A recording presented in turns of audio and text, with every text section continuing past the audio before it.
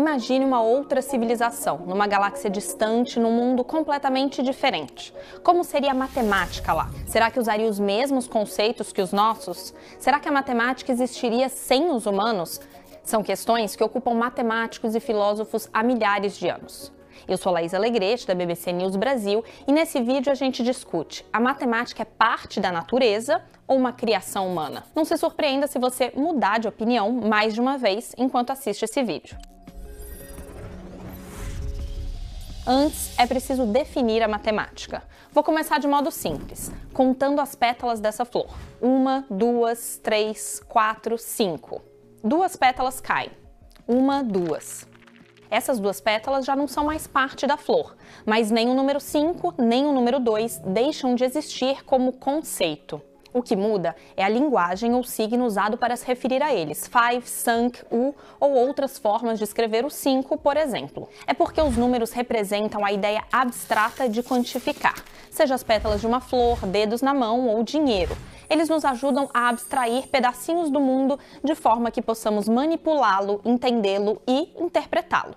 Então, as matemáticas são 2 coisas: os conceitos matemáticos e a linguagem específica de cada cultura para falar de matemática. Mas será que esses conceitos matemáticos já estavam aí e nós, humanos, apenas os descobrimos? Ou será que nós inventamos isso como forma de descrever o mundo? Para os gregos da antiguidade, a matemática era um presente dos deuses. Platão acreditava que os conceitos matemáticos eram concretos e existiam mesmo antes que nós soubéssemos deles, assim como os planetas existiam antes que nós os descobríssemos. Para Euclides, o pai da geometria, a natureza era a manifestação física das leis matemáticas, algo intrínseco nas formas e simetrias do nosso mundo.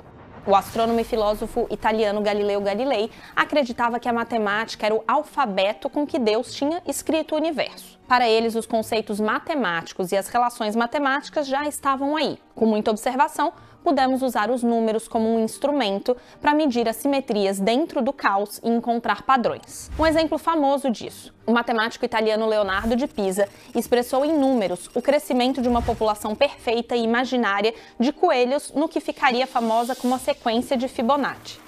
Com o passar do tempo, descobriu-se que essa relação matemática se replica em muitas outras formas, dentro e fora da natureza. A teoria geométrica dos nós, desenvolvida a partir do século XVIII, foi crucial para explicar, vários séculos depois, como o DNA se desenvolve ao se replicar. E o algoritmo que ordena o resultado das buscas do Google, que talvez tenha te trazido esse vídeo, usa matemática de álgebra linear e de teorias das cadeias de Markov, que surgiram muitos anos antes. E até mesmo Albert Einstein desenvolveu a matemática das ondas gravitacionais 100 anos antes que conseguíssemos confirmar sua existência. Bom, se a essa altura você se convenceu de que a matemática sempre esteve aí e bastava ser descoberta, como defendia Platão, eu vou complicar as coisas com 2 conceitos quase opostos: o zero e o infinito. A invenção do zero no século VII foi um salto na evolução tecnológica da nossa espécie. Ele representa a ausência de algo, mas essa não é sua única função na matemática. Podemos usá-lo graficamente também para mudar o valor de outros números. Basta pensar na diferença entre 11 e 101. Os antigos maias também usavam o zero da mesma maneira, mas escreviam de modo diferente. O zero nos permite escrever mais números e manipulá-los de forma muito mais rápida. Será que o zero é só um produto do nosso intelecto, da nossa imaginação? Vamos ao outro extremo, o infinito. Tudo que você pode imaginar cabe aí, mas a gente pode medir isso? Podemos chegar ao infinito? Quanto mais me aproximo do infinito, sigo igualmente longe porque é infinito. Mas esse conceito nos ajuda a resolver problemas que não podemos abordar de outros modos. Por exemplo, medir curvas. Para medir uma esfera, não adianta usar linhas retas como réguas. Mas se usamos um infinito de linhas que se envolvem ao redor da esfera e somamos essas medidas, podemos então nos aproximar muito mais à medida de uma curva. No es algo que realmente exista, puede que no sea palpable, pero eso no quiere decir que pensar en el infinito no sea una buena idea, porque el infinito de alguna manera nos ayuda a simplificar en nuestra cabeza ideas súper complejas, ponerlas de manera más concreta.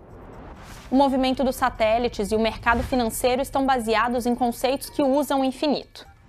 O infinito, o zero e muitos outros conceitos são matemáticas que inventamos dentro de um sistema com regras definidas e servem particularmente para o estudo das coisas que não podemos analisar facilmente, como o mundo quântico ou o espaço. Para mí como astrofísica, las matemáticas me ayudan a la comprensión del universo, pero sí las he visto, las he leído y he sido protagonista de que muchas veces necesitamos crearlas y creo que todavía falta mucho por crear, porque hay muchos problemas abiertos. E agora, a matemática é algo intrínseco do mundo que estamos descobrindo pouco a pouco? Ou é o resultado de milênios de observações e produto da genialidade e da criatividade humanas? Ni invento, ni descubrimiento. Depende de la situación en que tenga.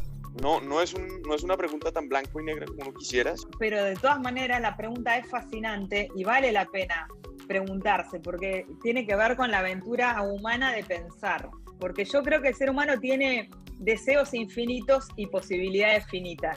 E assim o debate continua. Lembrando que a matemática do código binário tornou possível que você assistisse a esse vídeo, enquanto outras equações descrevem o átomo que forma a sua tela. E você, o que acha de tudo isso? Conta aqui pra gente. Eu fico por aqui, siga acompanhando a gente no YouTube e nas redes sociais, no Facebook, Twitter, Instagram e agora no TikTok. Até a próxima!